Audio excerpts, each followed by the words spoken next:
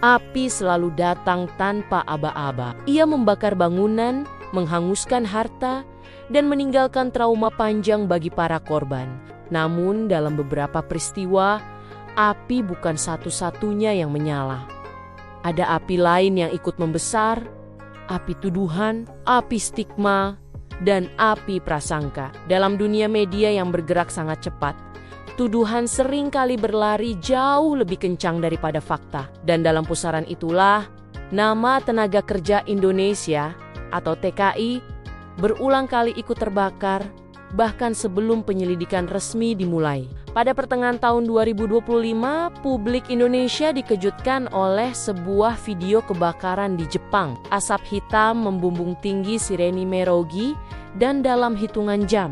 Narasi yang beredar bukan lagi soal penyebab teknis kebakaran, melainkan soal siapa yang dituding sebagai pelaku. Nama TKI Indonesia disebut, disebarkan, dipercaya, padahal faktanya belum pernah diumumkan. Dokumenter ini akan mengajak Anda menelusuri satu peristiwa nyata, melihat bagaimana tuduhan itu muncul, bagaimana fakta bekerja dalam diam, dan bagaimana klarifikasi sering datang terlambat. Ketika stigma sudah telanjur melekat, mari kita mulai. Tanggal 15 Juli 2025, sebuah kebakaran hebat terjadi di salah satu wilayah pemukiman padat di Jepang. Rekaman video amatir yang bergetar menunjukkan kobaran api yang ganas melahap sebuah bangunan yang diduga kuat adalah asrama pekerja. Video ini dengan dramatisasi visualnya menyebar dengan kecepatan kilat di berbagai platform media sosial, terutama TikTok dan X.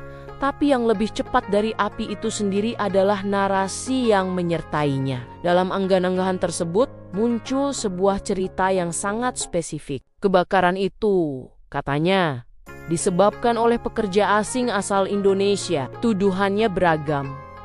Ada yang bilang mereka melanggar aturan dengan memasak di luar jam yang ditentukan. Ada juga yang menuding mereka lalai meninggalkan kompor yang masih menyala. Yang mengerikan, narasi ini tidak berasal dari pernyataan resmi kepolisian Jepang, bukan pula dari laporan tim pemadam kebakaran yang sedang berjibaku di lapangan. Cerita ini lahir dari kolom komentar dari potenggen-potenggen asumsi dan spekulasi liar yang kemudian dibungkus sialiwala menjadi sebuah fakta yang tak terbantahkan. Banyak akun media sosial, baik besar maupun kecil, kemudian mengutip narasi itu tanpa melakukan verifikasi sedikit pun. Bahkan, yang lebih mengkhawatirkan, sebagian media daring ikut mengangkatnya sebagai sebuah isu panas, dengan judul-judul berita yang sangat provokatif dan menggiring opini publik. Dalam waktu yang sangat singkat, opini publik pun terbentuk.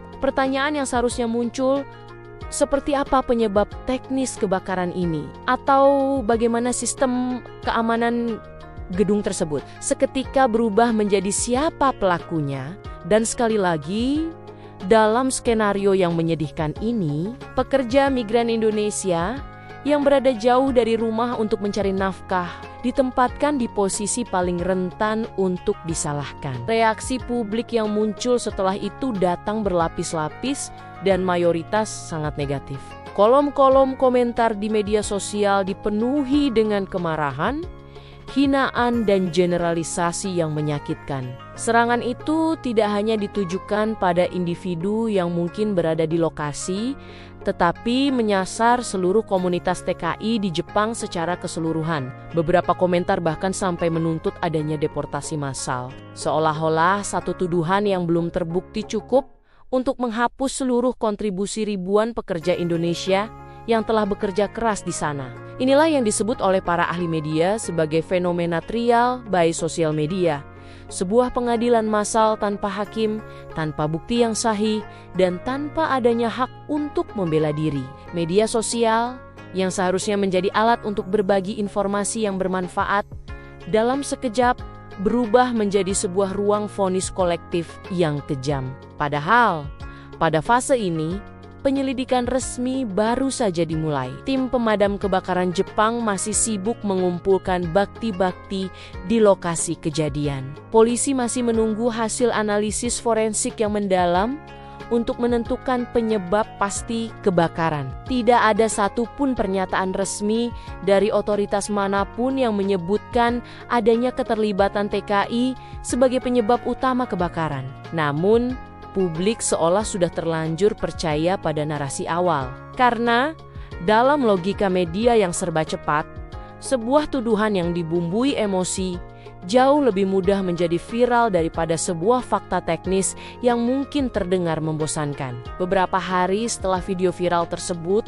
menyebar luas dan menyebabkan kegaduhan, Konsulat Jenderal Republik Indonesia atau KJRI di Osaka akhirnya angkat bicara. Dalam pernyataan resminya, pihak KJRI dengan tegas menegaskan bahwa tidak ada satupun pernyataan resmi dari otoritas Jepang, baik itu kepolisian maupun pemadam kebakaran, yang menyebut bahwa kebakaran tersebut disebabkan oleh kelalaian TKI Indonesia. Semua tuduhan yang beredar liar di media sosial dinyatakan tidak berdasar dan sama sekali belum terverifikasi kebenarannya. Lebih lanjut, hasil penyelidikan awal dari pihak berwenang Jepang justru mengarah pada faktor teknis. Ada kemungkinan besar masalah terjadi pada instalasi listrik bangunan.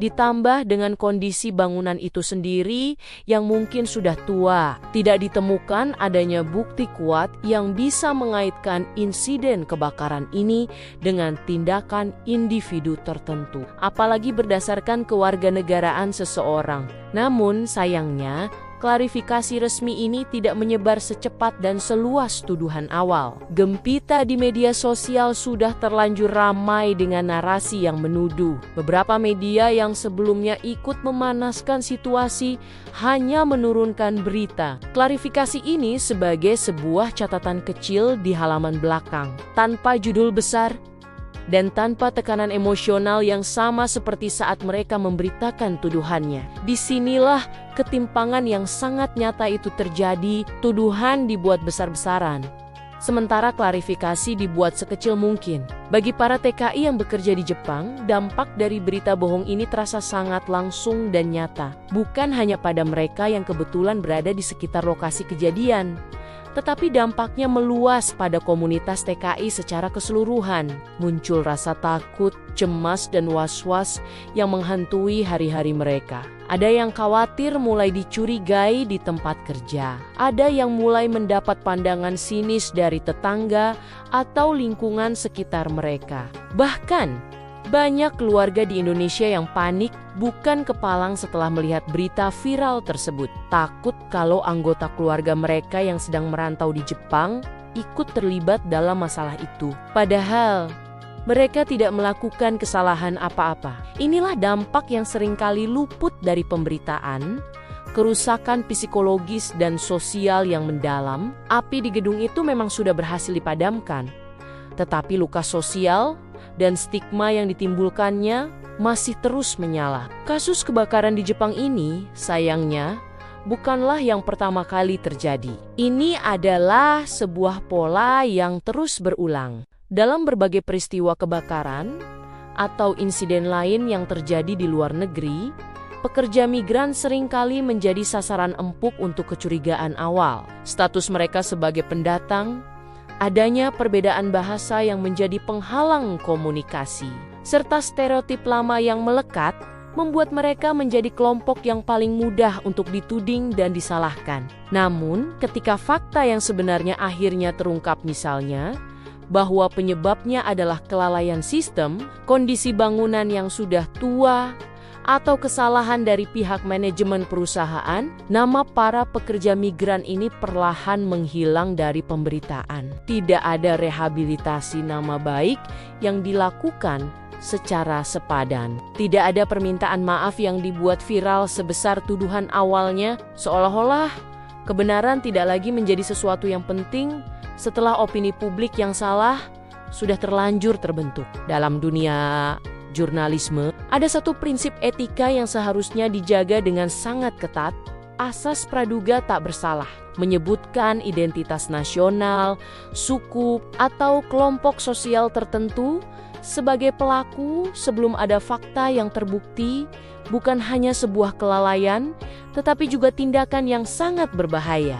Hal ini dapat menciptakan stigma kolektif yang sulit dihilangkan dan merugikan banyak orang yang tidak bersalah. Media massa memiliki tanggung jawab besar untuk tidak hanya menyajikan berita dengan cepat, tetapi juga dengan akurat dan hati-hati. Di sisi lain, kita sebagai publik juga memiliki peran penting untuk tidak langsung menelan mentah-mentah setiap narasi yang muncul, terutama yang bersumber dari media sosial tanpa adanya rujukan resmi yang jelas, karena kita harus ingat, sekali reputasi seseorang atau sebuah kelompok terbakar oleh fitnah, tidak ada alat pemadam yang cukup cepat untuk bisa memulihkannya kembali seperti semula. Peristiwa kebakaran di Jepang pada Juli tahun 2025 ini mengajarkan kita satu hal yang sangat penting. Kebenaran seringkali membutuhkan waktu untuk terungkap, tetapi sebuah tuduhan hanya butuh beberapa detik untuk menyebar dan dipercaya. Dalam dunia yang serba cepat ini, kita sering lupa bahwa di balik sebuah judul berita yang sensasional, ada manusia-manusia nyata yang hidupnya bisa hancur hanya karena satu narasi yang salah. TKI Indonesia bukan sekadar angka statistik dalam laporan pengiriman tenaga kerja. Mereka adalah para pekerja keras, para pencari nafkah, dan juga duta bangsa yang berjuang jauh dari kampung halaman dan keluarga. Ketika mereka dituduh tanpa bukti, yang terbakar bukan hanya sebuah bangunan, tetapi juga martabat dan harga diri mereka. Api bisa padam, bangunan bisa dibangun kembali. Namun stigma, jika terus kita biarkan, bisa bertahan jauh lebih lama dan meninggalkan luka yang dalam. Dan sudah menjadi tugas kita bersama untuk memastikan bahwa fakta selalu mendapat tempat utama. Sebelum prasangka mengambil alih, terima kasih sudah menonton sampai akhir. Jangan lupa bagikan video ini agar lebih banyak orang yang sadar akan pentingnya verifikasi informasi. Sayonara.